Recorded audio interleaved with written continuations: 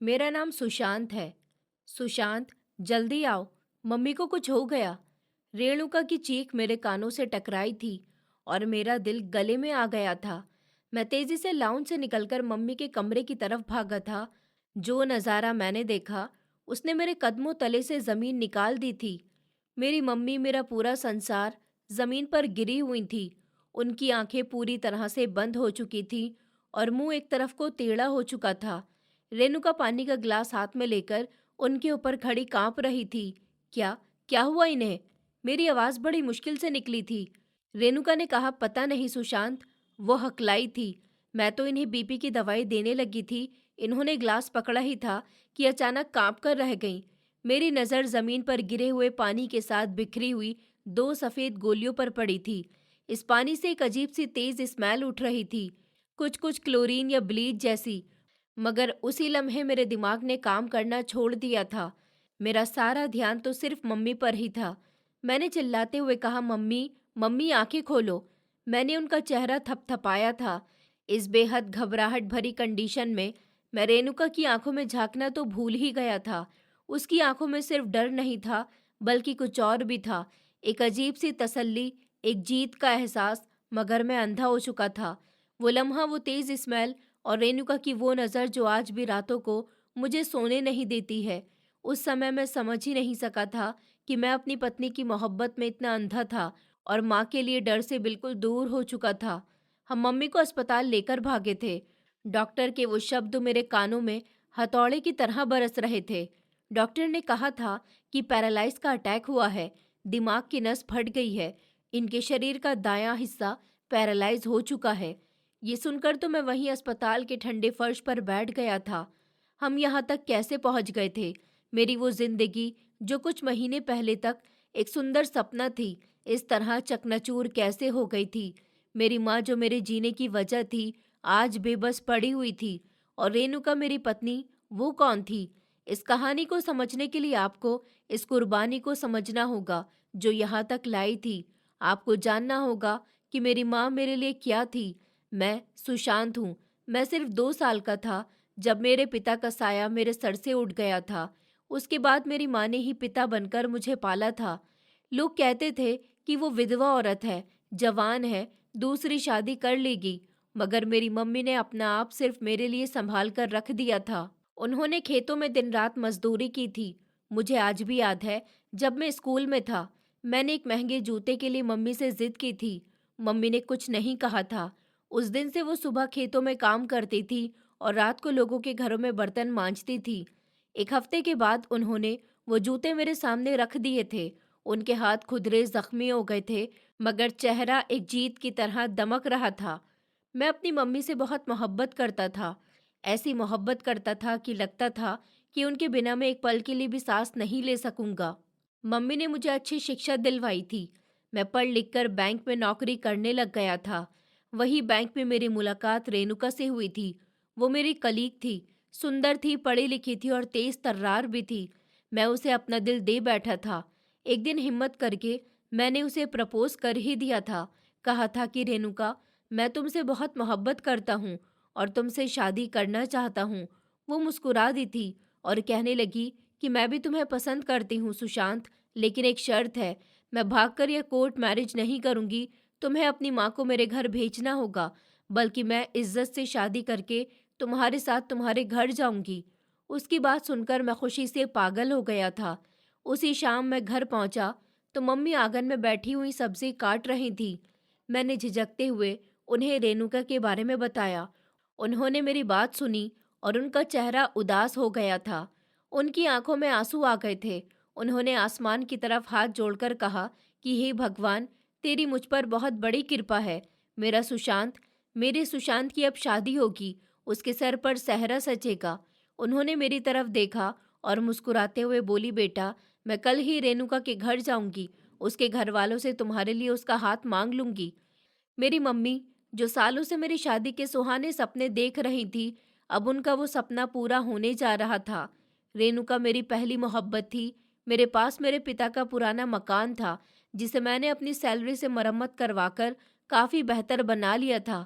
मेरी नौकरी थी, घर था और अब मोहब्बत भी मिलने वाली थी। मम्मी खुशी खुशी रेणुका के घर रिश्ता लेकर चली गई थी और बात पक्की हो गई थी। कुछ ही महीनों के बाद धूमधाम से हमारी शादी भी हो गई थी। रेणुका जब दुल्हन बनकर मेरे घर आई तो मेरी मम्मी ने उसका खूब अच्छे से गृह प्रवेश किया था, उसकी नज़र उतारी थी। अगले ही दिन मम्मी ने घर की चाबियां और तिजोरी की चाबी रेणुका के हाथ में थमा दी थी और रेणुका के सर पर हाथ फेरते हुए कहा था कि देखो बेटी, ये घर आज से तुम्हारा है। ये नौकर चाकर, ये तुम्हारा पति, सब कुछ तुम्हारा है और अब सब कुछ तुम जानो और तुम्हारा काम। मुझे क्या, मुझे तो बस 2 वक्त की रोटी दे देना। मम्मी की बात सुनकर मैं हैरान था कि मम्मी ने इतनी जल्दी सब कुछ रेणुका के हवाले कर दिया था। रेणुका भी मम्मी के इस व्यवहार से बहुत खुश थी। उन दोनों की आपस में इतनी बनने लगी थी कि लोग सास बहू के इस रिश्ते को मिसालें देने लगे थे। मैं जब शाम को नौकरी से थका हुआ घर लौटता था तो दोनों को माँ बेटी की तरह हंसते बोलते पाता था। मम्मी को मुझसे ज़्यादा रेणुका की फिक्र रहने लगी थी। अगर मैं कभी ऑफिस से लेट आ जाता तो मम्मी मुझ पर बरस पड़ती थी और कहती थी कि तुम कहाँ रह गए थे। वो बेचारी कब से तुम्हारा इंतज़ार कर रही है, तुम्हारी वजह से भूखी बैठी हुई है, जाओ पहले उसके पास बैठो। एक दिन मम्मी ने अपनी अलमारी से सोने की वो पुरानी चूड़ियाँ निकाली जो पापा की आखिरी निशानी थी। मेरी मम्मी ने इतनी गरीबी देखी थी मगर कभी इन चूड़ियों को बेचने का सोचा भी नहीं था। मम्मी ने कहा था कि अब से ये मेरी बहू के हैं और वो चूड़ियाँ रेणुका की कलाई में पहना दी थी। रेणुका की आंखें खुशी से चमक रही थी। मेरी जिंदगी पूरी हो चुकी थी। मैं समझता था कि मुझे दुनिया की हर खुशी मिल गई है। काश ये खुशियाँ मामूली न होती। मैं अस्पताल के ठंडे कॉरिडोर में सर झुकाकर बैठा हुआ था। हर गुजरता हुआ लम्हा एक साल जैसा लग रहा था। रेणुका मेरे कंधे पर रखे सिसकियाँ ले रही थी और बोली, सुशांत, सब ठीक हो जाएगा ना? मम्मी जी हमें छोड़कर तो नहीं जाएंगी ना? उसकी आवाज़ में एक अजीब सी कपकपाहट थी। काश उस समय मैं समझ सकता कि वो डर मम्मी को खोने का नहीं था बल्कि उसकी सच्चाई सामने आने का था। मैंने कहा, रेणुका, मम्मी को कुछ नहीं होगा। मैं उसे दिलासा दे रहा था जबकि मेरा अपना दिल भी डूब रहा था। मेरे दिमाग में बार बार कमरे का वो नज़ारा घूम रहा था। ज़मीन पर बिखरी हुई गोलियां और पानी से उठती हुई कैलोरीन जैसी स्मेल। वो स्मेल वहाँ क्यों थी? मेरा दिमाग पिछले कुछ महीनों के हादसे को तेजी से दोहराने लगा था। शादी के बाद सब कुछ इतना अच्छा चल रहा था। शायद मैं सिर्फ वही देख रहा था जो मुझे दिखाया जा रहा था। शुरू के दिन बहुत सुंदर थे। रेणुका ने मम्मी की सेवा में कोई कसर नहीं छोड़ी थी। वो मम्मी के पांव दबाती थी, उनके लिए अपने हाथ से खाना बनाती थी। मम्मी भी उस पर जान छिड़कती थी। मम्मी जी ने मुझे एक दिन बुलाकर कहा था कि देखो तो सुशांत बेटा, रेणुका कितनी समझदार है। उसने मेरे सर पर ऐसा तेल लगाया है कि मेरे सर का सारा दर्द ही खींच लिया है। ऊपर वाला ऐसी बहू सबको दे। मैं मुस्कुरा दिया था। रेणुका ने भी शर्माकर नजर झुका ली थी। इसी मोहब्बत में मम्मी ने पापा की वो आखिरी निशानी, सोने की चूड़ियाँ, रेणुका को दे दी थी। मैं उस समय भी थोड़ा झिझका था और मैंने उन्हें कहा भी था कि मम्मी, ये तो पापा की निशानी है। उन्होंने कहा, तो क्या हुआ बेटा?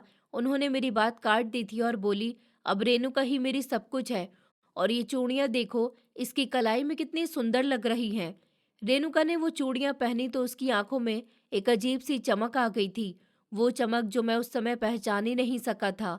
फिर अचानक ही मम्मी की तबीयत खराब रहने लगी थी। एक दिन मम्मी ने एक शाम मुझसे कहा, सुशांत बेटा, पता नहीं क्यों मेरे सर में बहुत दर्द रहता है, मुझे चक्कर भी आते रहते हैं। मैंने कहा, मम्मी, आपका बीपी हाई हो रहा है। मैंने आपसे कहा था ना कि नमक कम खाइए। रेणुका मम्मी को अपने हाथों से बैठी हुई खाना खिला रही थी। मैंने फिक्रमंदी से कहा कि मम्मी, मैं आपको कल ही डॉक्टर के पास लेकर चलूंगा। मम्मी फौरन से बोल उठी, नहीं नहीं बेटा, डॉक्टर के पास जाने की क्या ज़रूरत है? बेवजह ही हज़ारों रुपये खर्च हो जाएंगे। मैंने कहा, मम्मी, आपको पैसों की फिक्र करने की ज़रूरत नहीं है। आपकी सेहत से बढ़कर कुछ भी नहीं है। मम्मी को खाना खिलाने के बाद रेणुका मेरे बराबर में आकर बैठ गई और कहने लगी कि सुशांत, मम्मी जी बिल्कुल ठीक कह रही हैं। इतने पैसे खर्च करने की क्या ज़रूरत है? अभी हमें अपना घर भी तो बड़ा करना है। कल को हमारे बच्चे भी होंगे। ये 2 कमरे हमें कम पड़ जाएंगे। उसने मेरे हाथ पर अपना हाथ रखा था और बोली कि आप फिक्र मत कीजिए, मैं हूं ना। मैं मम्मी जी का बीपी घर पर ही कंट्रोल कर लूंगी। मैं उन्हें रोज़ लहसुन का काढ़ा बनाकर दिया करूंगी और उनकी दवाइयों का भी पूरी तरह से ख्याल रखूंगी। मैं अपनी पत्नी की इस समझदारी पर बहुत खुश हो गया था। मैंने सोचा था कि वो मेरे घर और मेरे पैसों का कितना ख्याल रखती है। मैंने कहा, ठीक है रेणुका, जैसा तुम्हें बेहतर लगे, लेकिन मम्मी का ख्याल रखना ये मेरी जिम्मेदारी भी है और अमानत भी है। उसने कहा कि आप बेफिक्र हो जाइए और ऑफिस जाइए। जैसे ही उसने मुझे मुस्कुराकर देखा और बोली, मम्मी जी अब मेरी जिम्मेदारी भी है। उस दिन के बाद मम्मी की दवाइयों और खाने पीने की सारी जिम्मेदारी रेणुका ने खुद संभाल ली थी। मैं सुबह ऑफिस चला जाता था और रात को घर लौटता था। जब भी मैं मम्मी से उनकी तबीयत के बारे में पूछता था तो वो कहती थी कि बेटा, बहू मेरा बहुत ख्याल रखती है। लेकिन मैंने महसूस किया था कि मम्मी धीरे धीरे खामोश होती जा रही थी। वो पहले की तरह हंसती बोलती नहीं थी। वो अक्सर मुझे अपने पास बिठाकर कुछ कहना चाहती थी, मगर रेणुका को आते हुए देखकर वो खामोश हो जाती थी। मैंने एक रात मम्मी के पाँव दबाते हुए कहा, मम्मी आप कुछ परेशान हैं, क्या बात है? उन्होंने कहा कि नहीं बेटा, बस बस वो रेणुका कह रही थी। इतना कहकर मम्मी खामोश हो गई। मैंने चौंक कर कहा, मम्मी रेणुका क्या कह रही थी? मम्मी बोली, बेटा कुछ नहीं, उन्होंने जल्दी से बात बदल दी थी। वो कहने लगी कि बेटा, रेणुका कह रही थी कि तुम काम से बहुत थक जाते हो, तुम्हें आराम करना चाहिए, चलो जाओ जाकर सो जाओ। मम्मी की बात सुनकर मैं बेफिक्र हो गया था कि रेणुका को मेरा कितना ख्याल है। मैं कितना बड़ा लापरवाह इंसान था। मैं ये नहीं देख सका कि मेरी पत्नी मेरी माँ को मुझसे दूर कर रही थी। डॉक्टर, एक नर्स की जोरदार आवाज़ ने मुझे ख्यालों की दुनिया से बाहर निकाला था। आईसीयू का दरवाज़ा खुला था और डॉक्टर बाहर आए थे। मैं और रेणुका तेजी से उनकी तरफ लपके थे। मैंने कहा, डॉक्टर साहब कैसी है मेरी मम्मी की तबीयत? डॉक्टर ने अफसोस से सर हिला दिया था और बोले, देखो हमने कोशिश तो पूरी की है, लेकिन अटैक बहुत ही तेज था। उनकी हालत बहुत सीरियस है, दिमाग में खून जम गया है। तो अब क्या होगा? रेणुका ने कांपती हुई आवाज में पूछा था। डॉक्टर ने मेरी तरफ देखा और बोले, उनकी कंडीशन अचानक नहीं हुई है, इनका ब्लड प्रेशर लगातार बहुत हाई रखा गया है। ऐसा लगता है जैसे इन्हें गलत दवाइयां दी जा रही थी। ये सुनकर तो मेरे पैरों तले से जमीन निकल गई थी और रेणुका का चेहरा सफेद पड़ गया था। गलत दवाई? नहीं नहीं डॉक्टर साहब, ये आप क्या कह रहे हैं? मेरे गले से घुटी हुई आवाज निकली थी। रेणुका का चेहरा जो पहले ही सफेद पड़ चुका था, अब वो पूरी तरह से घबराई हुई नजर आ रही थी। रेणुका ने कहा, डॉक्टर साहब आप पागल हो गए हैं क्या? क्या आप होश में तो हैं? आप क्या कह रहे हैं? आप तो हमें डरा रहे हैं। मैं खुद मम्मी जी को टाइम पर दवाई देती थी, ऐसा कैसे हो सकता है? उसकी आवाज में गुस्से से ज्यादा डर था। डॉक्टर ने घूरते हुए रेणुका को देखा था और फिर बोले, देखिए मैडम, मैं बस वही कह रहा हूँ जो रिपोर्ट्स बता रही हैं। इनका ब्लड प्रेशर लगातार खतरनाक हद तक हाई रहा है। ये एक दिन का रिजल्ट नहीं है। फिलहाल जो होना था हो गया। अब इन्हें अस्पताल में और रखने का कोई फायदा नहीं है। आप इन्हें घर ले जाइए, इनकी फिजियोथेरेपी शुरू करवाइए और हाँ, अब उनकी दवाइयों का बहुत ज़्यादा ख्याल रखना होगा। मैं डॉक्टर के शब्दों के बोझ तले दबकर रह गया था। क्या रेणुका से कोई गलती हुई थी या मम्मी खुद ही परहेज नहीं कर रही थी? मेरा दिमाग तो पूरी तरह से खामोश हो चुका था। हम मम्मी जी को लेकर घर आ गए थे। वही घर जो मम्मी की हंसी से गूंजता था, आज वहां एक भयानक खामोशी सवार हो चुकी थी। मम्मी को उनके बिस्तर पर लिटा दिया गया था। उनकी बाई साइड की बाजू और टंग बिल्कुल बेजान पड़ी थी। उनकी जुबान से एक एक शब्द टूटकर निकल रहे थे, ऐसे कि समझना भी मुश्किल हो रहा था। मैं मम्मी के कदमों में बैठ गया था और फूट फूट कर रो दिया था। मम्मी मुझे माफ़ कर दीजिए, ये सब हमारी गलती की वजह से हुआ है। मैंने रेणुका की तरफ देखा था। शायद डॉक्टर ठीक ही कह रहा था। अगर हम दोनों ध्यान करते तो आज आप इस हाल में न होती। सुशांत, रेणुका की आवाज़ तनी हुई थी। वो बोली, आप मुझ पर इल्ज़ाम लगा रहे हैं? मैंने मम्मी जी की सेवा में कोई कमी नहीं छोड़ी थी।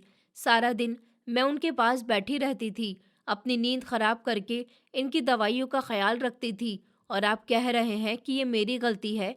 मैंने जल्दी से हाथ उठाया था और कहा कि नहीं रेणुका, मेरा ये मतलब नहीं था। मैं कह रहा था कि हम दोनों से ही गलती हुई है।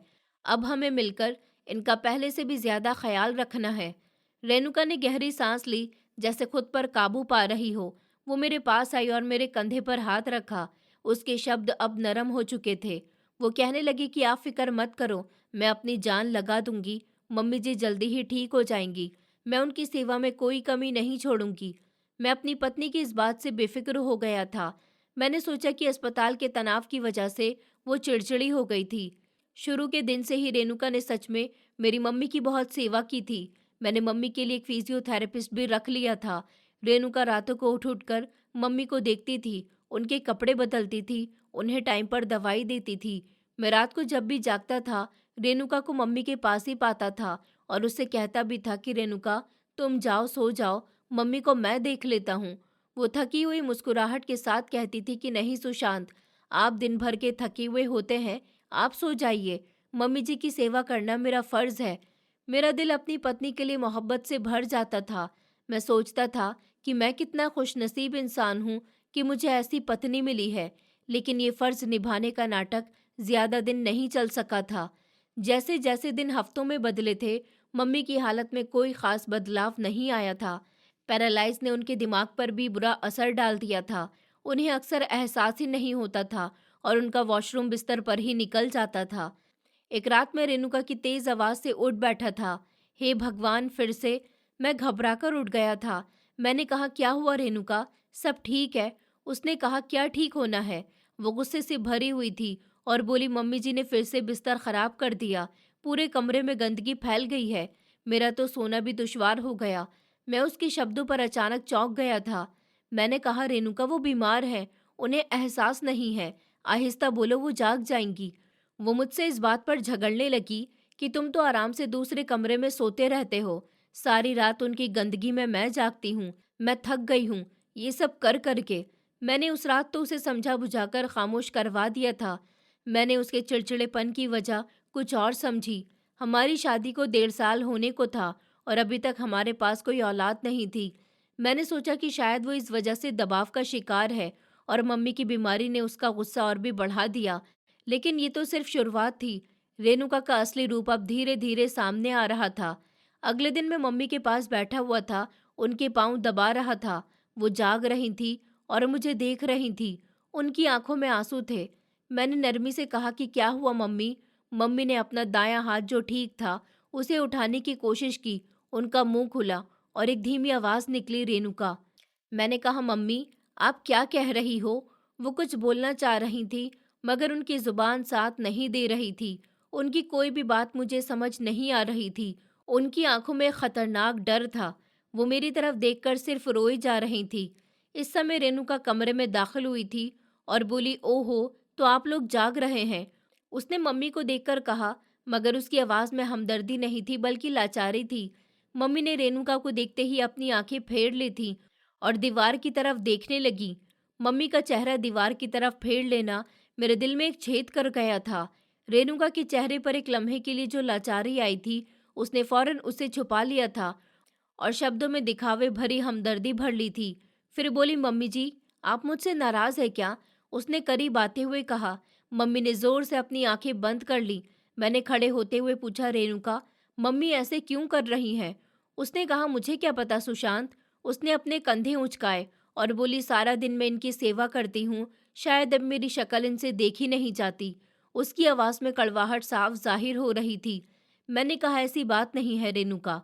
मैंने बात को संभालने की कोशिश की थी। मम्मी बीमार है, शायद तकलीफ में है। हाँ हाँ, तकलीफ में तो बस यही है। वो बड़बड़ाती हुई कमरे से बाहर निकल गई थी। मैंने मम्मी के चेहरे पर हाथ फेरा था। वो मुझे देखकर बेबसी से रो रही थी। मैंने कहा, मम्मी बताइए, रेणुका ने आपसे कुछ कहा है क्या? मम्मी ने इनकार में सर हिला दिया था मगर उनके आंसू नहीं थम रहे थे। वो मुझसे कुछ कहना चाहती थी मगर उनकी बीमारी ने उनकी जुबान छीन ली थी। मैं उस समय समझ ही नहीं सका था। उनका इनकार में सर हिला देना मेरे सवाल का जवाब नहीं था बल्कि रेणुका के डर का इजहार था। अगले दिन मैंने मम्मी के लिए फिजियोथेरेपिस्ट का इंतजाम करवा दिया था। डॉक्टर ने कहा था कि लगातार थेरेपी से शायद कुछ सुधार आ जाए। शाम को जब मैं ऑफिस से लौटा तो वो फिजियोथेरेपिस्ट मम्मी की थेरेपी कर रहा था। मैं वहीं पर बैठ गया था। थेरेपिस्ट एक सीरियस आदमी था। उस समय रेणुका किचन से पानी लेने के लिए गई हुई थी। वो सीरियस होकर बोला, सुशांत जी, पेशेंट की कंडीशन में कोई भी सुधार नहीं आ रहा। मैंने परेशानी से कहा कि मैं आपकी बात समझा नहीं, आप तो रोज यहाँ आ रहे हैं। उसने आवाज में कहा कि नहीं, बात ये नहीं है। ऐसा लगता है कि थेरेपी इन पर कोई असर नहीं कर रही है। ये बहुत सुस्त हैं, हर समय जैसे नींद में हों। क्या आप उनकी दवाइयों में कोई बदलाव लाए हैं? मैंने कहा नहीं तो, वही बीपी और खून पतला करने की दवाई चल रही है जो डॉक्टर ने लिखी थी। मेरी पत्नी रेणुका इन्हें टाइम पर दवाई देती है।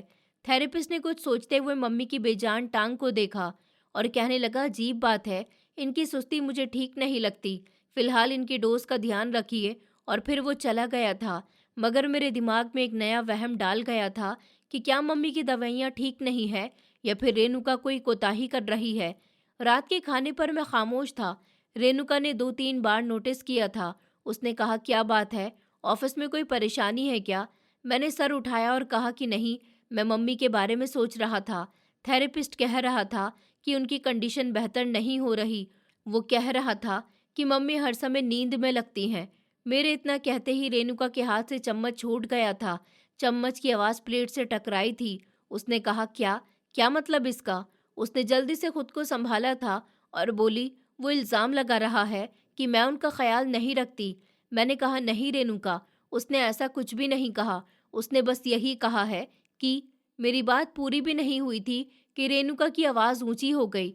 वाह सुशांत, अब बाहर के लोग मुझे बताएंगे कि मैं अपनी सास की सेवा कैसे करूं। तुम जानते हो मैं सारा दिन उनके कितने काम करती हूँ। उनकी गंदगी साफ करती हूँ, उनको नहलाती हूँ, धुलाती हूँ और बदले में मुझे ताने मिल रहे हैं। मैंने पहली बार रेणुका का ऐसा रूप देखा था। वो मुझ पर चीख रही थी। मैंने कहा, रेणुका, मैंने तुम्हें ताना नहीं दिया, मैं तो बस फिक्रमंद हो रहा था। उसने कहा, तुम्हें सिर्फ अपनी माँ की फिक्र है, मेरा क्या? इतना कहकर वो खड़ी हो गई थी और बोली, मैं भी तो तुम्हारी पत्नी हूँ। कभी तुमने मुझसे पूछा कि मैं कैसी हूँ? हमारी शादी को 1.5 साल हो गया, हम अपनी जिंदगी शुरू ही नहीं कर पाए। पहले तुम्हारी मम्मी की शादी की फिक्रे और अब उनकी ये बीमारी। मैं थक गई हूँ सुशांत। मैं भी गुस्से से खड़ा हो गया था। मैंने कहा, रेणुका, ये तुम क्या कह रही हो? वो मेरी माँ है, उन्होंने मुझे पाला है। मैं उन्हें इस हाल में कैसे छोड़ दूँ? वो रोने लगी और बोली, तो मैं क्या करूँ? मैं ऐसा नहीं करती क्या? तुम समझते हो कि मैं कोई नौकरानी हूँ जो ये सब कुछ करती फिरूं? सारी दुनिया अपनी पत्नियों के साथ घूमती फिरती है, बच्चे पैदा करती है और मैं यहाँ एक अपाहिज औरत की गंदगी साफ कर रही हूँ। रेणुका, मैंने दहाड़ते हुए कहा, तुम कोई अनोखा काम नहीं कर रही हो। वो तुम्हारी भी सास है, ये तुम्हारा फर्ज है। उसने अपने आंसू साफ किए। उसकी आंखों में अब आंसू नहीं, नफरत थी। वो बोली, तो ठीक है, तुम भी अपना फर्ज पूरा करो। मैं भी देखती हूँ तुम अकेले ये सब कैसे करते हो।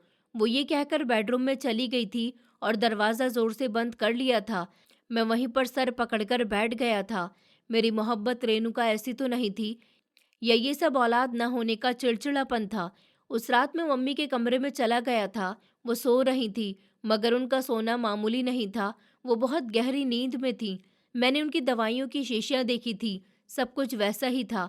फिर मेरी नज़र मम्मी के तकिए के नीचे से झांकती हुई एक छोटी सी प्लास्टिक की पन्नी पर पड़ी थी। मैंने उसे खींच कर निकाला। उसमें 2 सफ़ेद गोलियां थीं, वही गोलियां जो उस दिन ज़मीन पर बिखरी हुई थी, जिनसे क्लोरीन जैसी स्मेल आ रही थी। मेरे हाथ कांप रहे थे। वो छोटी सी पन्नी में 2 सफ़ेद गोलियां और उनसे उठती हुई वो तेज़, विश्वास न करने वाली कैरोलीन जैसी स्मेल। ये वही स्मेल थी जो उस दिन मम्मी के कमरे में फैली हुई थी। मेरा सर चकरा गया था। एक अजीब से डर ने मुझे जकड़ लिया था। रेणुका, मैं जोर से दहाड़ा था। मेरी आवाज़ में इतना गुस्सा था कि मैं खुद हैरान रह गया था। मैं तूफान की तरह बेडरूम में दाखिल हुआ था।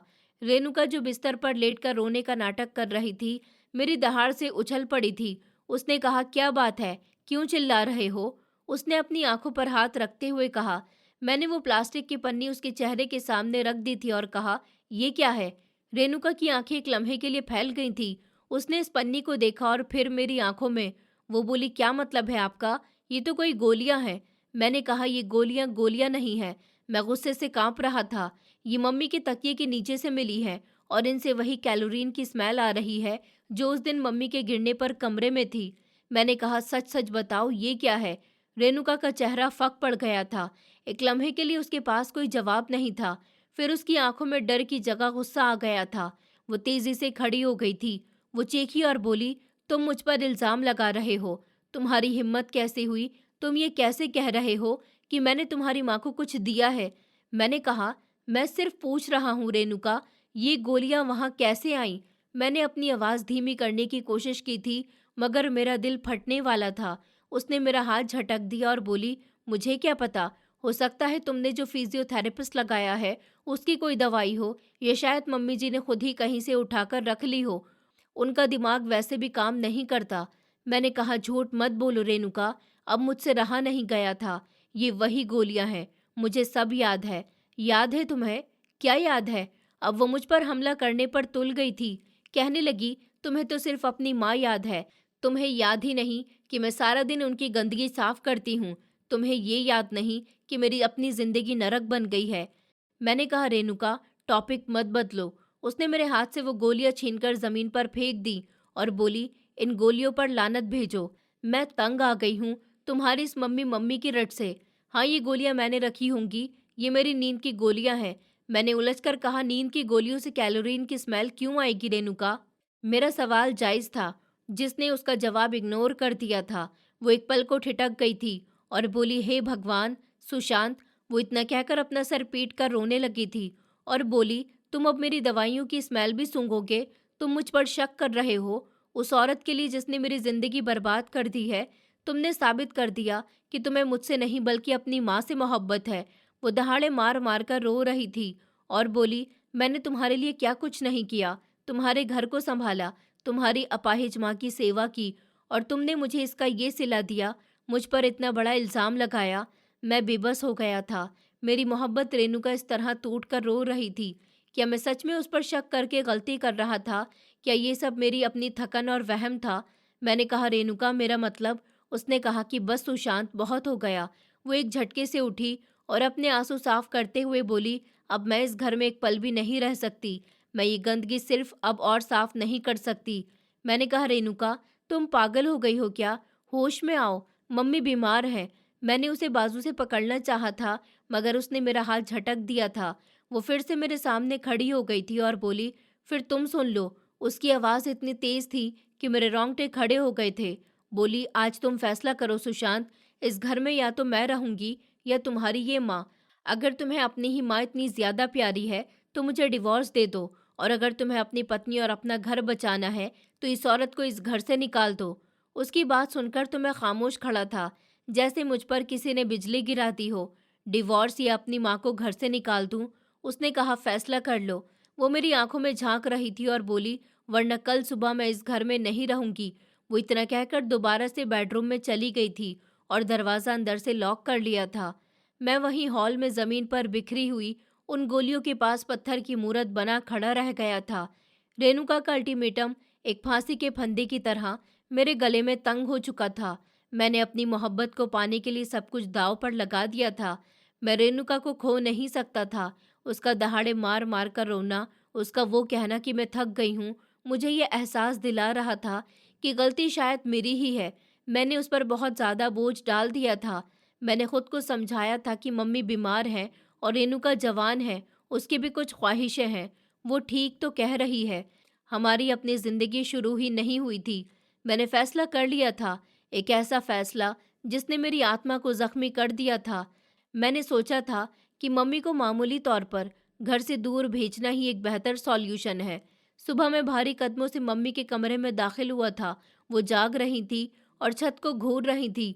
मुझे देखकर उनकी आंखों में एक लम्हे को चमक आ गई थी।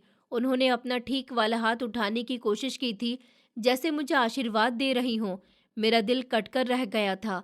मैं उनके कदमों में बैठ गया था। मम्मी, मेरी आवाज़ मेरे गले में ही दम तोड़ रही थी। उन्होंने मेरी तरफ देखा, उनकी आंखों में सवाल था। मैंने कहा, मम्मी, आप कैसी हैं? मैंने उनका हाथ पकड़ते हुए पूछा था, मगर मेरी हिम्मत नहीं हो रही थी कि उनकी आंखों में देख सकूं। मम्मी ने गहरा सांस लिया। मैंने कहा, घर में बहुत फसाद हो रहा है। रेणुका बहुत चिड़चिड़ी हो गई है। मम्मी ने मेरी बात सुनी और उनकी आंखों में नमी तैरने लगी थी। उन्होंने मेरा हाथ हल्के से दबाया था, जैसे कह रही हूँ, फिक्र मत करो बेटा, सब ठीक हो जाएगा। उनकी इस मोहब्बत ने मुझे और कमज़ोर कर दिया था। मैंने अपने आंसुओं पर कंट्रोल करते हुए कहा, मम्मी, आप ऐसा कीजिए, कुछ दिन के लिए मासी के घर चली जाइए। वहाँ आपका दिल भी बहल जाएगा और यहाँ घर में फसाद भी कम हो जाएगा। मैं आपको जल्द ही वापस ले आऊँगा। मम्मी, बस रेणुका का गुस्सा ठंडा हो जाए, ये शब्द तीर बनकर मम्मी के दिल में जाकर लगे थे। उनकी आंखों में जो चमक थी वो बुझ गई थी। वो खामोशी से सर झुकाकर बैठी रहीं। उनकी खामोशी मुझसे बर्दाश्त नहीं हो रही थी। मैंने कहा, मम्मी कुछ बोलिए, मुझ पर गुस्सा कीजिए, मुझे मारिए, लेकिन इस तरह खामोश न रहिए। वो फिर भी कुछ नहीं बोली, बस आंसू उनकी आंखों से टूटकर उनके गाल पर गिरे थे। मैं समझ गया था कि वो मान गई है। ये शायद उनके पास मानने के सिवा कोई भी चारा नहीं था। मैंने रेणुका को नहीं बताया था, बस खामोशी से मम्मी का एक छोटा सा बैग तैयार किया था। मैंने अपनी जेब से 5,000 रुपये निकाले थे और मम्मी के हाथ में रख दिए थे। मैंने कहा, मम्मी ये अपने पास रखिए, रास्ते में आपको ज़रूरत पड़ सकती है।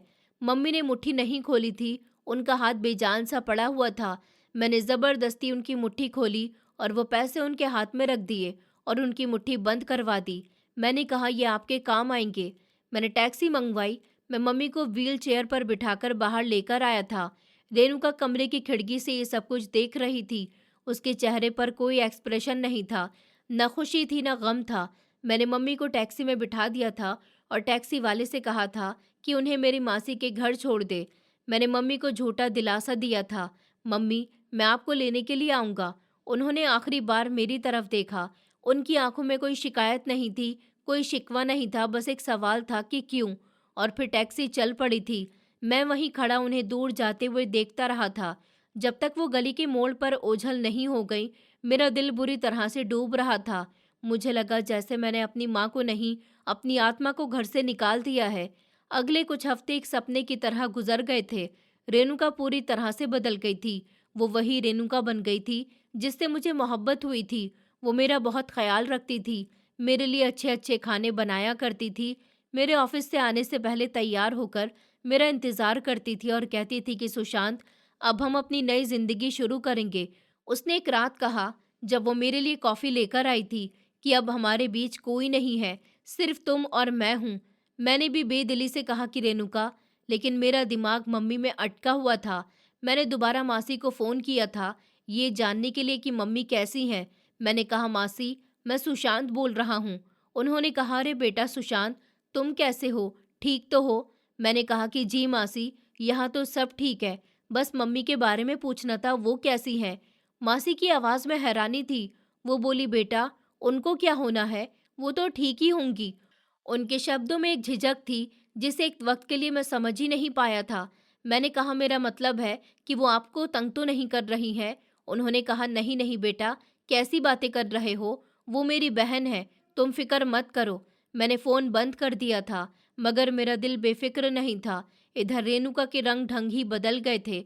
उसने घर में पार्टियां रखनी शुरू कर दी थी और हर दूसरे तीसरे दिन उसकी सहेलियां, जिन्हें मैं ठीक से जानता भी नहीं था, हमारे घर में मौजूद होती थी। हंसी मजाक और गानों की आवाज़ों से हमारा घर गूंजता रहता था। रेणुका, ये सब क्या है? ये रोज़ रोज़ का हंगामा क्या लगा रखा है? मैंने एक दिन तंग आकर रेणुका से ज़ोरदार आवाज़ में पूछा था। ओहो सुशांत, अब जीना भी छोड़ दूं क्या? उसने लापरवाही से कहा। मैंने इतने बुरे दिन देखे हैं, बस अब थोड़ी खुशी मनाने दो। उसने घर को पूरी तरह से बदलने का प्लान बनाया हुआ था और बोली, सुशांत मुझे लगता है हमें ये पुराना फर्नीचर बदल देना चाहिए और मम्मी वाले कमरे को हम एक बेहतरीन सा टीवी लाउंज बनाते हैं। पहली बार मैं रेणुका पर गुस्से से भड़का था। मैंने कहा, रेणुका हमारे पास इतने पैसे नहीं हैं और वो मम्मी का कमरा है। उसने कहा, तुम पैसों की फिक्र क्यों करते हो? वो हंस दी थी और बोली, पैसे तो मेरे पास है ना। एक शाम जब मैं घर आया तो मैंने देखा कि रेणुका ने अपने जेवरों का डिब्बा खोला हुआ था और बोली, देखो सुशांत। उसने मुस्कुराते हुए कहा कि मैं सोच रही हूँ अपनी पुरानी सारी ज्वेलरी बेचकर नया सोफ़ा सेट ले लूँ। मेरी नज़र उसकी ज्वेलरी पर पड़ी और फिर मेरे पैरों तले से ज़मीन निकल गई। मैंने उसका हाथ मजबूती से पकड़ लिया और कहा, मम्मी की वो सोने की चूड़ियाँ कहाँ हैं, जो पापा की निशानी थी? रेणुका ने एक झटके से अपना बाजू छुड़ाया। उसके चेहरे की मुस्कुराहट गायब हो गई थी और बोली, कौन सी चूड़ियाँ? उसने लापरवाही से पूछा। मैंने कहा, तुम्हें अच्छी तरह से पता है मैं किन की बात कर रहा हूँ। मैं उस पर दहाड़ा था। वो बोली, ओहो। अब उसके शब्दों में ठंडक आ गई थी। उसने कहा, वो तो मैंने कब की बेच दी है। घर के खर्च भी पूरे करने थे ना, इसीलिए बेच दी। मेरी आवाज़ कांप रही थी। मैंने कहा, तुमने मेरी इजाज़त के बिना मेरे पापा की आखिरी निशानी बेच दी। मैं पागलों की तरह बाकी जेवरों को देखने लगा था। मुझे उन चूड़ियों की रसीद चाहिए थी। मैं उसकी अलमारी से उसके पुराने सामान में रसीद ढूंढने लगा। उसने कहा, सुशांत, ये तुम क्या कर रहे हो? पागल हो गए हो क्या? वो मुझ पर चिल्ला रही थी। मेरा हाथ उसके एक पुराने बैग पर पड़ा। वो हमेशा कहती थी कि इसमें उसके दहेज का सामान है। मैंने उसे एक झटके से खोल दिया। उसके अंदर कपड़ों के नीचे एक छोटा सा डब्बा था। मैंने उसे तोड़ा। अंदर जो था उसे देखकर मेरी आत्मा कांप गई थी। डब्बे में मम्मी की वही चूड़ियां मौजूद थी। वो बिकी नहीं थी, मगर उनके साथ ही एक छोटी सी शीशी भी पड़ी हुई थी। शीशी एक काले रंग के लिक्विड से भरी हुई थी। मैंने कांपते हुए हाथों से वो शीशी उठाई और उसे खोला तो उसमें से एक तेज जानी पहचानी सी स्मेल मेरी सांसें बंद कर रही थी। ये वही ब्लीच जैसी स्मेल थी। इसके साथ ही दवाइयों के कुछ खाली रैपर्स भी पड़े हुए थे। ये हाई ब्लड प्रेशर की गोलियां थी, मगर ये वो ब्रांड नहीं था जो डॉक्टर ने मम्मी को लिख कर दिया था। ये कोई सस्ती अजीब सी दवाई थी। डॉक्टर के शब्द मेरे कानों में गूंजने लगे थे कि इनका ब्लड प्रेशर लगातार खतरनाक हद तक हाई रखा गया है। ऐसा लगता है जैसे इन्हें गलत दवाई दी जा रही थी। मेरा खून जम गया था। वो जमीन पर बिखरी हुई गोलियां, वो तेज स्मेल और मम्मी का अचानक गिर जाना और रेणुका का सफेद चेहरा, वो खुली आंखें जिनमें अब कोई बनावट नहीं थी, सिर्फ पकड़े जाने का डर था। वो शीशी मेरे हाथ में कांप रही थी और उससे उठने वाली क्लोरीन की स्मेल मेरे पूरे शरीर में जहर की तरह टहल रही थी। तो ये थी तुम्हारी नींद की गोलियां? मेरी आवाज किसी गहरी खाई से आती हुई महसूस हुई थी। रेणुका ने एक कदम पीछे हटाया था। वो बोली, सुशांत, तुम गलत समझ रहे हो। मैं पागलों की तरह हंसा। गलत? मैं क्या गलत समझ रहा हूँ? ये कि तुमने मेरी मम्मी को पैरालाइज अटैक होने दिया। ये गलत दवाई के रैपर, ये जहर की शीशी, ये चूड़ियां जो तुमने कहा था कि बेच दी हैं। बोलो रेणुका, बोलो। मैं उसकी तरफ बढ़ा था। वो डर से दीवार से चिपक गई थी। हाँ, वो अचानक चीख पड़ी थी। उसका डर नफरत में बदल गया था। उसने कहा कि हाँ, मैंने ये सब किया है। मैंने ही किया है। रेणुका का इकरार एक बम की तरह मुझ पर गिरा था। मैं वहीं खामोश खड़ा रह गया था। उसने कहा, क्योंकि मैं थक गई थी। वो बुरी तरह से दहाड़ रही थी। वो बोली, मैं थक गई थी उस बुढ़िया की सेवा करते करते, उसकी गंदगी साफ करके। तुम अंधे हो गए थे अपनी माँ की मोहब्बत में। तुम्हें मैं नजर नहीं आती थी। हमारी शादी हुई थी सुशांत, हमें अपनी जिंदगी गुजारनी थी, मगर वो बला हमारे बीच में आ गई थी। मैंने विश्वास ना करते हुए कहा, तुम मेरी मम्मी को बला कह रही हो? उसकी आंखों से नफरत उबल रही थी। उसने कहा, वो मर ही नहीं रही थी। मैंने सोचा कि उनका ब्लड प्रेशर हाई रहेगा तो शायद वो जल्द ही मर जाएंगी। मैंने उनकी असली दवाई फेंक दी थी और ये सस्ती गोलियां उन्हें देना शुरू कर दी थी, मगर फिर भी वो नहीं मरी। वो तो बस बीमार पड़ गईं। रेणुका की बात सुनकर मेरा दिमाग खामोश हो चुका था। मैं एक जिंदा लाश की तरह इस औरत की सच्चाई सुन रहा था, जिससे मैं बेपनाह मोहब्बत करता था। और वो दिन, उसने हाँफते हुए कहा, जिस दिन वो गिरी थी, हाँ, मैंने उनके पानी में ये मिला दिया था। उसने उस शीशे की तरफ इशारा किया। मैंने सोचा कि आज उनका काम तमाम हो जाएगा, मगर वो फिर भी बच गईं, सिर्फ लाचार हो गईं और मेरी मुसीबत और भी बढ़ गई। उसकी बातें सुनकर मैंने आंखें बंद कर ली थी। डॉक्टर के शब्द, मम्मी की बेबसी, उनकी आंखों का डर, सब कुछ एकदम साफ हो गया था। मम्मी मुझसे यही कहने की कोशिश करती थी। वो रेणुका से डरती थी और मैं लापरवाह था। अपनी पत्नी की मोहब्बत में अंधा हो गया था। अपनी माँ के डर को समझ ही नहीं सका था। मैंने कहा, तुम एक कातिल हो। मेरे मुंह से सिर्फ यही शब्द निकले थे। वो हंसी और बोली, मैंने उन्हें नहीं मारा सुशांत। मैंने तो बस उन्हें रास्ते से हटा दिया था और तुमने खुद उन्हें घर से निकाल दिया मेरी खातिर। उसके आखिरी शब्द मेरी आत्मा पर जाकर पड़े थे। हाँ, मैं भी उसके जुर्म में बराबर का हिस्सेदार था। मैंने अपनी माँ को एक चुड़ैल के कहने पर घर से निकाल दिया था। और ये चूड़ियाँ, उसने लालच से चूड़ियों की तरफ देखा। बोली, मैं इसे बेचने वाली थी, लेकिन तुम टाइम पर आ गए। बस टाइम हो चुका था। मेरे अंदर का सारा लावा फट पड़ा था। मैंने उसकी बाजू इतनी मजबूती से पकड़ा था कि उसकी चीख निकल गई थी। मैं दहाड़ा कि निकल जाओ मेरे घर से, अभी और इसी समय। अब उसके शब्द बदल गए थे।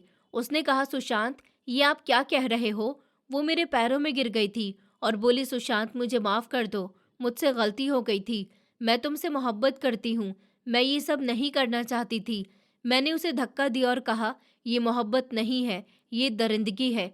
तुम जैसी औरत को अपनी पत्नी कहते हुए भी मैं शर्म महसूस करता हूँ।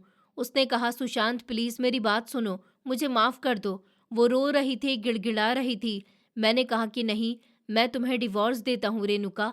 मैंने चीख कर कहा कि निकल जाओ मेरे घर से। मैं जल्द ही डिवोर्स के पेपर तैयार करवाकर तुम्हें डिवोर्स देता हूँ। मैं तुम्हें अपने साथ इस घर में और नहीं रख सकता। निकल जाओ। मैं उसका हाथ पकड़कर घसीटते हुए ऐसे उसे अपने घर के दरवाजे तक लाया था और उसे बाहर धकेल दिया था। मैंने कहा, दोबारा अपनी शक्ल भी मुझे मत दिखाना। मैंने दरवाज़ा उसके मुंह पर ही बंद कर दिया था और वहीं ज़मीन पर गिर गया था। मेरा सारा गुस्सा आंसुओं में बह गया था। ये मैंने क्या कर दिया? मैंने एक औरत के लिए अपनी माँ को छोड़ दिया था। मम्मी, मेरी मम्मी, मुझे उनकी बहुत याद आ रही थी। एक नया डर मेरे दिल में दाखिल हो गया था। मैंने सोचा, मासी की आवाज़ फ़ोन पर इतनी घबराई हुई क्यों थी? वो ठीक ही होंगी। इस बात का क्या मतलब था? उन्होंने ऐसा क्यों कहा था? इस घर से गए हुए मम्मी को 3 महीने से भी ज़्यादा हो चुके थे और मैंने उनकी खबर तक नहीं ली थी। मैं अपनी पत्नी के साथ खुशियाँ मना रहा था और मेरी माँ मुझसे दूर थी। मेरा दिल किसी अनहोनी के डर से बैठ गया था। मैंने दीवार से टेक लगाकर उठने की कोशिश की थी, मगर मेरे हाथ पैर कांप रहे थे। मम्मी, मम्मी, मैं आ रहा हूँ, मुझे माफ़ कर दीजिए। मैंने कार की चाबियाँ उठाई और पागलों की तरह घर से निकल गया था। मुझे उसी समय मासी के घर पहुँचना था। मुझे अपनी माँ को वापस लाना था।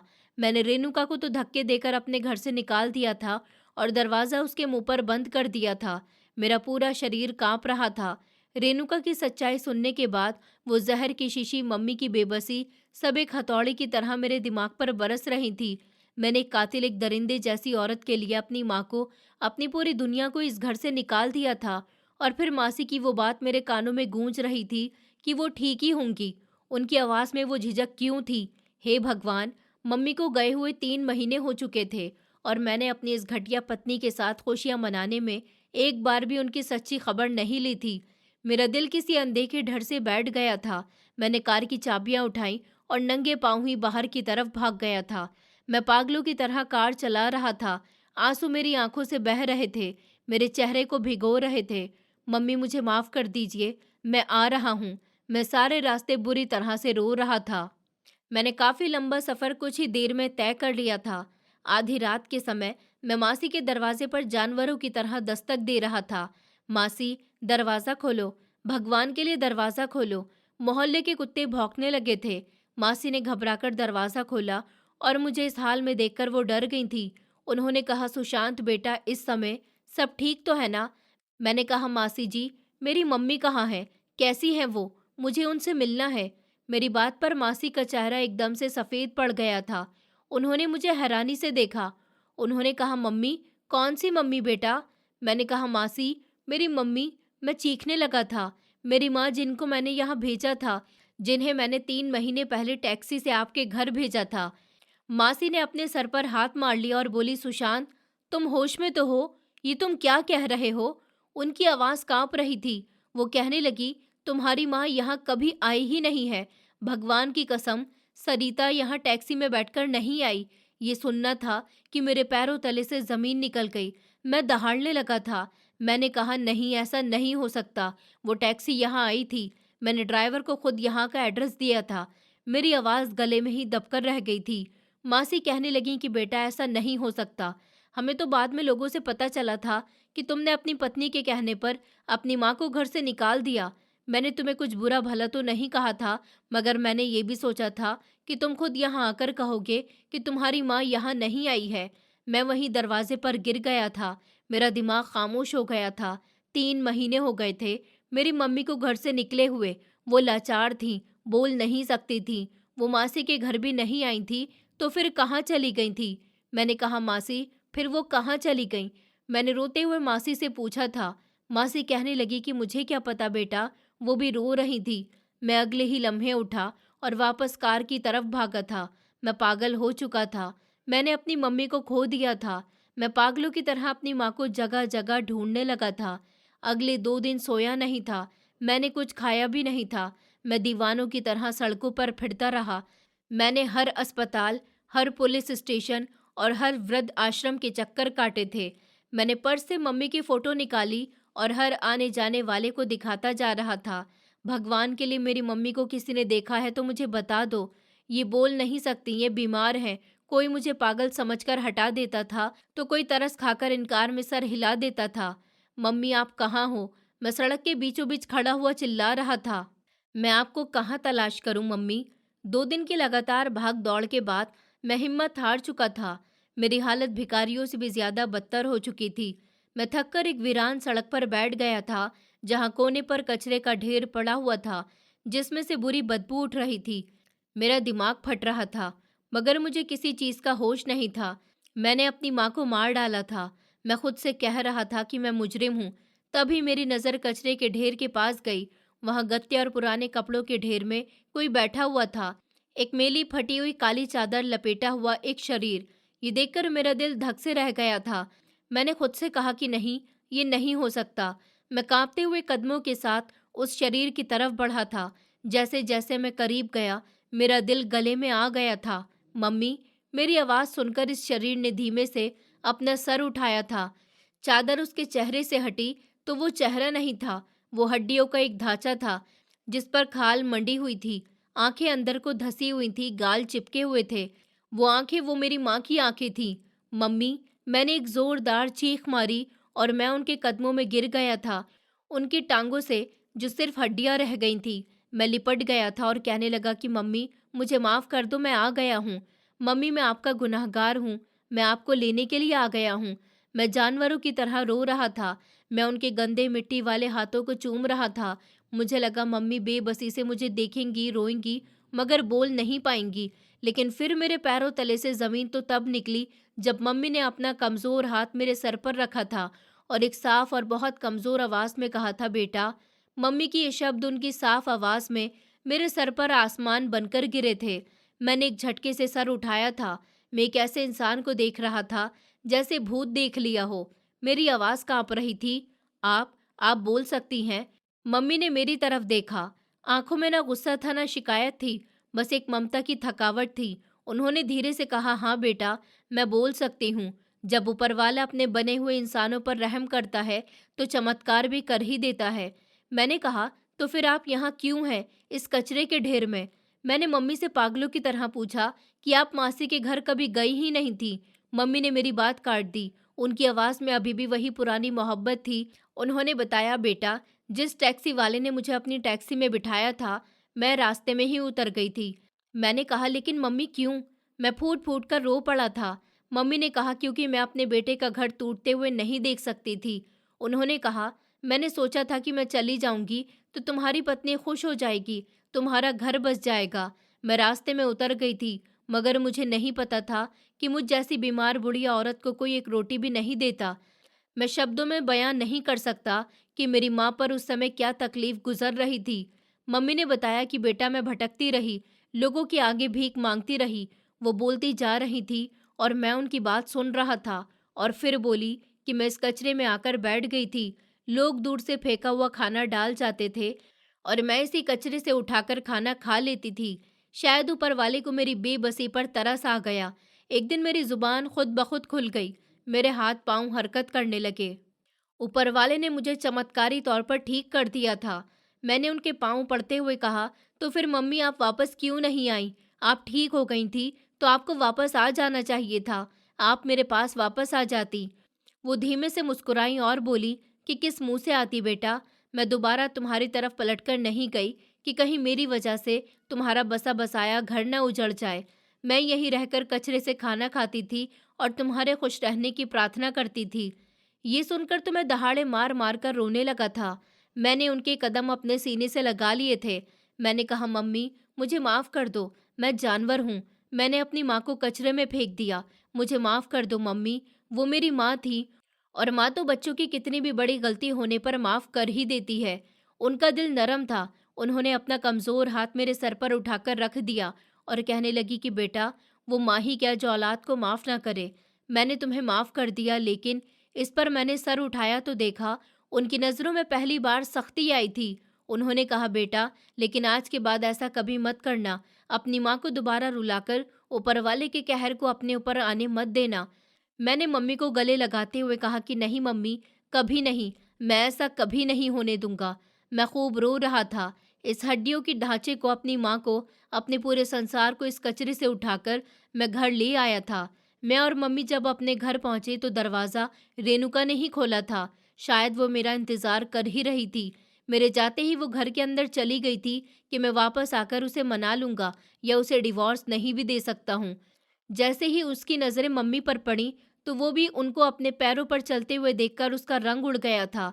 ये कैसे? वो हकलाई थी। मम्मी का हाथ पकड़कर उन्हें अंदर ले आया था। मैं मम्मी को सीधा उनके कमरे में ले गया, उन्हें बिस्तर पर बिठाया और उनको दबाने लगा। रेणुका भी पीछे-पीछे आ गई। वो समझ गई थी कि खेल अब खत्म हो चुका है। वो मेरे कदमों में गिर गई और कहने लगी कि सुशांत, मुझे माफ़ कर दो।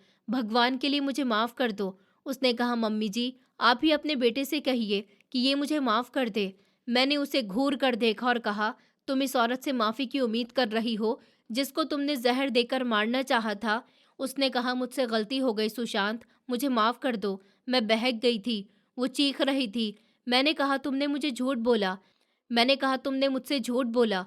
मैं तुमसे रिश्ता निभाने की बहुत कोशिश की, मगर तुम एक मुजरिम हो। मैं अपनी माँ के मुजरिम को अपने साथ नहीं रख सकता। वो मुझसे माफ़ी मांगती रही, मेरे पाँव पकड़ती रही, लेकिन इस बार मैंने उसे माफ़ नहीं किया था।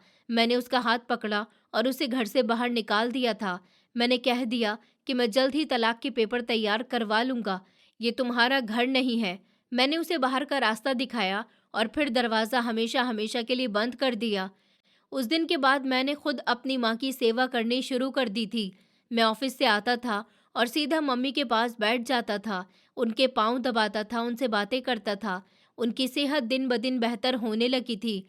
रेणुका के साथ मेरी तलाक हो चुकी थी। फिर एक दिन मम्मी ने मुझसे दोबारा शादी करने को कहा और लड़की भी उन्होंने खुद ही पसंद की थी। वो मेरी पत्नी बहुत अच्छी है। वो मेरी मम्मी को सास नहीं बल्कि अपनी माँ समझती है। मैं अब अपनी ज़िंदगी में बहुत खुश हूँ। लेकिन एक बात है जो आज भी मेरे दिल से नहीं निकलती। जब भी मैं अपनी माँ के चेहरे पर वो पुराने जख्मों के निशान देखता हूँ, तो मैं शर्मिंदा हो जाता हूँ। मैं आज भी उस रात को नहीं भूला जब मैंने अपनी माँ को कचरे के ढेर में पाया था। मैंने बहुत बड़ी गलती की थी। मैंने सीख लिया था कि पत्नी से मोहब्बत हो सकती है, मगर माँ के कदमों में तो स्वर्ग होती है, और जो अपनी स्वर्ग को ठुकरा देता है वो दुनिया में ही जलील और बेइज्जत हो जाता है।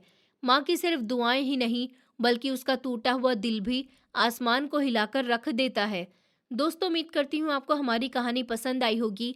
कहानी पसंद आई है तो वीडियो को लाइक करें, चैनल पर नए हैं तो चैनल को सब्सक्राइब करें और हाँ, नोटिफिकेशन बेल को ज़रूर दबाएं ताकि अगली अपडेट सबसे पहले आपको मिले।